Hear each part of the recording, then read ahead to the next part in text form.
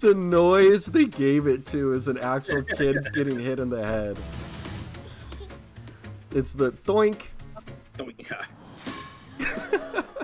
It's like hitting and throwing right against the wall. I like the music choice was I liked it.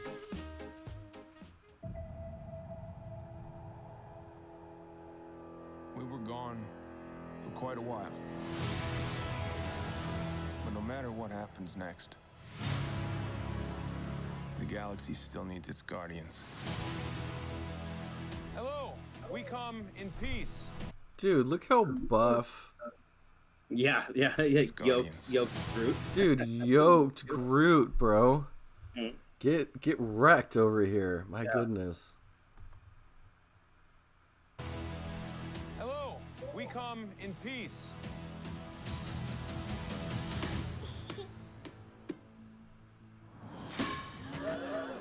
Come on, Drax. Seriously, dude? No.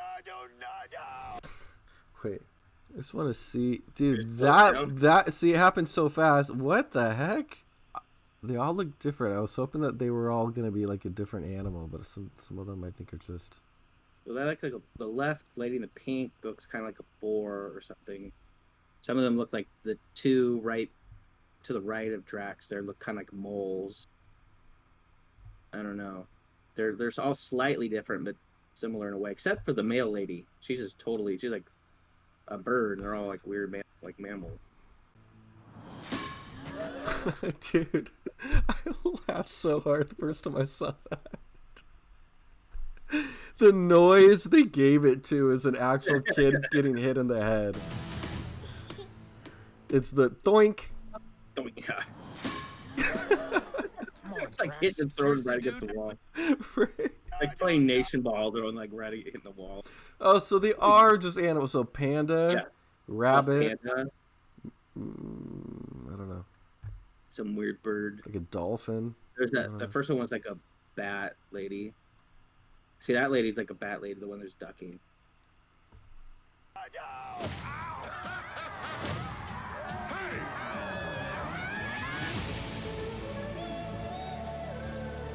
Yeah, I've never heard this song before. I don't think. It's from I think maybe early mid 2000s. Okay, I really like it though.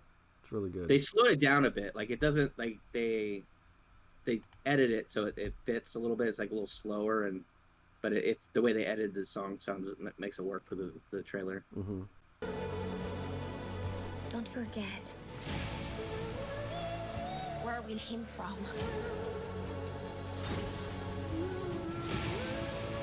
We have been running. This kind of threw me out the first time I saw it because like. This looks like Power Rangers. Yeah, they have way cooler suits in this universe. We know that. And they come out in like the freaking Teletubbies spacesuits. It's like, dude. Like Among Us. Right, Among Us. We have been running our whole lives. Dude, look how buff he is, man. I can't get over that. Jeez. No, I didn't see. Did you see Thor: Love and Thunder? Mm-hmm. Did they resolve the Gamora thing, or is that part going to happen in this movie? It's got to happen in this movie because you see her, but they didn't resolve it in the last movie. Okay, I didn't see Thor: Love and Thunder, so I don't think they figured out like she became because she's in this. I just don't know if they like all of a sudden she's like part of the team and she's all normal now. But it sounds like that's all resolved or dealt with in this movie. It's got to be in this movie, yeah. Pete, I'm done running.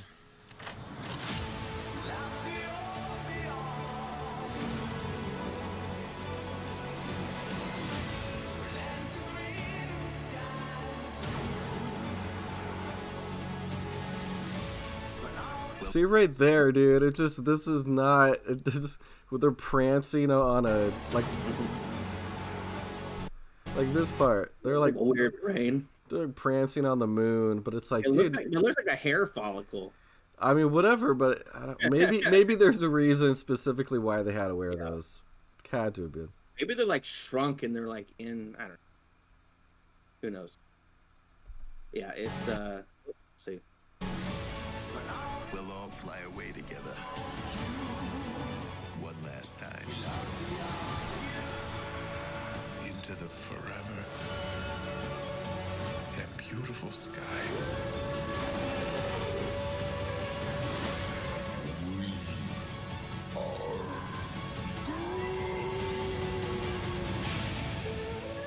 That was so cool, bro. He's got like the multiple arms. Dude.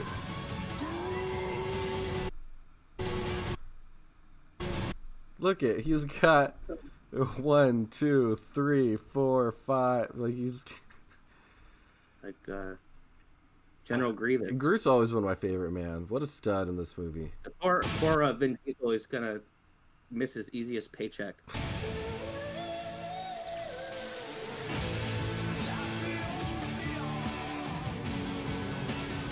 And we'll kill anyone who gets in our way. No, not kill anyone. Kill a few people. Kill no people. Kill one guy, one stupid guy who no one loves. Now you're just making it sad. That's gonna be a really good movie. I have a feeling that's gonna be. It might be. I'm glad they brought James Gunn back. I mean, he had that controversy, and then they just went like, okay, that really was a whole lot of nothing, and then brought him back. Yeah.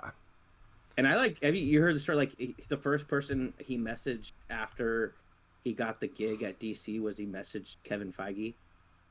Oh really? Yeah, because he was like so on good terms. He's like, hey, he's like, he's like, you know, another dollar in DC, it doesn't mean less of a, you know, dollar for Marvel. He's like treating like, it doesn't mean we have to like compete and like who's going to make the most money. We could still just create good content that people like, and, you know, Marvel can live in the same world as DC. It doesn't have to win over the other. We just, you know, Right. films that people like. And he directed the Suicide Squad, the new one, and I think he directed some episodes, but he, you know, produced the new Peacemaker show, which I like both of those. So I think his kind of sense of humor lends itself, will maybe put some brevity into the DC universe where everyone just took themselves way too seriously. And I think that's maybe what bit in the butt too much, was everything was too serious, maybe except for Wonder Woman 1984, which maybe should have taken itself a little bit more seriously, because that thing was track for. Oh yeah, that was awful. That was awful. That was awful. That was like, no, it wasn't just awful. It was like one of the worst films I've. And I really like the first Wonder Woman in that one. You know what I noticed, by the way? They have all the Guardians except for the two voiceover guys. Interesting. You know what I was kind of thinking about this the other day, because that article I was saying about like the international trailers where they have the actors and, you know, doing the lines in, you know, different languages, and then of course they have like, you know, Chris Pratt. Like I think that Chris Pratt, Charlie Day, Jack Black, Anna Taylor-Joy, Michael, the Mario movies just kind of shown like, do you really need to have, just to sell an animated movie, do you need to have a big name? Is it helping the movie to just? But that's what I was saying forever. We just have Chris Pratt in here, even though it's not the best choice. And I was trying to think back like where that trend started, and I kind of think it started with Toy Story. I think Pixar was one of the first. Maybe not so much with Bug's Life, but a lot of their other movies really sold into, you know, leaned into like who the voice actors were, and then from there, like every other animated movie just had to have. I mean, Disney, and then it never doesn't always work. All right, I will say this though, is that Disney has been having famous people in their animated movies since like the 60s. But like, anyone we know, like. No, because we're too young. Yeah, but you know enough like famous people, like of the like. When who was the voice of like? Think of like the 90s. If I IMDb like a movie, a really big popular movie that Disney did, and I look into like, you know, who they are, then I'm like, oh, okay, I recognize that person, or oh, okay, like I've seen a movie with that person. I'm not saying as much as now, and maybe they haven't done it for a long time, but like, You know, even look at Robin Williams. You know what I mean? Yeah, I mean there were some. I mean that maybe in a way was maybe the first where they really like. I mean they can have famous people, but they promote the name of the actors above like what the actual movie is, where they're trying to sell it just off the name. Maybe Aladdin was one of the first ones that did that, because I mean he was so big in that movie, and they're just basically like, hey, we got Robin Williams, doing Robin Williams. But is that a bad thing? No, it was good. Right. I think they just took it too far. I think they just went like, oh, we've got people who aren't good. You're saying like 30 years later, this is where we're at. Yeah, this is where we're at. We've got Chris Pratt doing Mario's voice. We've got I've seen the trailer, but I don't know much of that Strange World movie that Disney put out that bombed, which maybe bombed because they just didn't need marketing. Is that out already? Yeah, but it has like Jake Gyllenhaal in it. But it's like, why is Jake Gyllenhaal doing voiceover? You know, he's a good actor, but why are you trying to sell an animated movie with Jake Gyllenhaal as the voice? I think they've gone too far where when you watch like the international trailers, and maybe one thing I don't know is if like the people who are doing the voiceover in those countries are big actors and that they're promoting those voices too. But I mean, I kind of get the impression that they're just trying to use the best voice actors and not necessarily hire like famous people in those countries to just do the voice. And I could be wrong. No, I mean, because they lean into like, you know, the Mario voice, like what you assume Mario and Luigi sound like, and where here's like, oh, it's just Chris Pratt trying to sound like Mario instead of like somebody trying to sound like Mario. But he wasn't. He didn't have an accent, did he? Who? Chris Pratt. Yeah, he does like an Italian accent, but it's like a Brooklyn, New York accent, not like. And again, I know it's Mario and it's cartoony Italian, but that's what Mario is. And even you see it in the international trailer, like they barely have him speak in the first trailer. In the second one, he's the character he talks more in the second trailer. Hold on. A whole lot less than any other character in the second trailer. Like Peach speaks more than he does in the trailer. Because I think they're trying to bury the voice.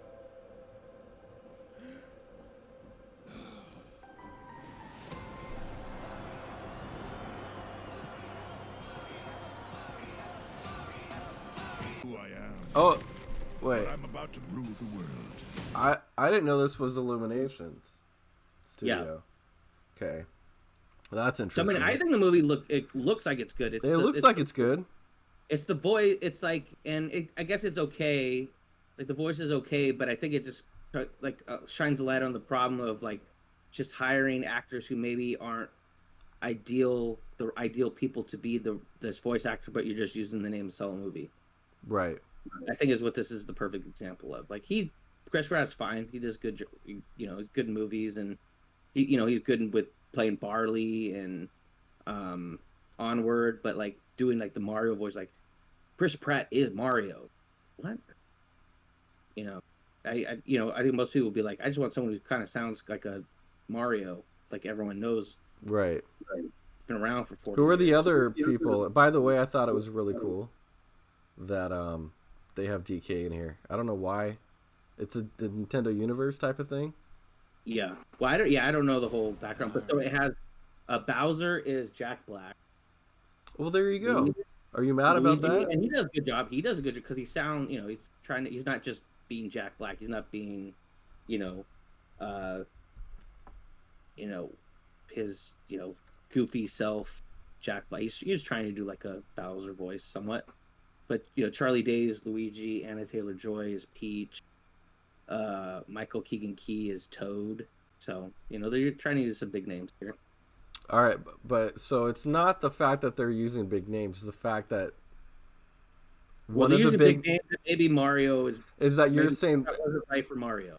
Okay, in this moment, there's probably a better voice actor that's not a big name that could have done his job. Yeah. Timberwell, I like that. Yeah, the ending of this trailer made me happy the first time I saw it too, and I was like, "Oh, dude, they're really bringing all the cool nostalgic stuff all in one movie."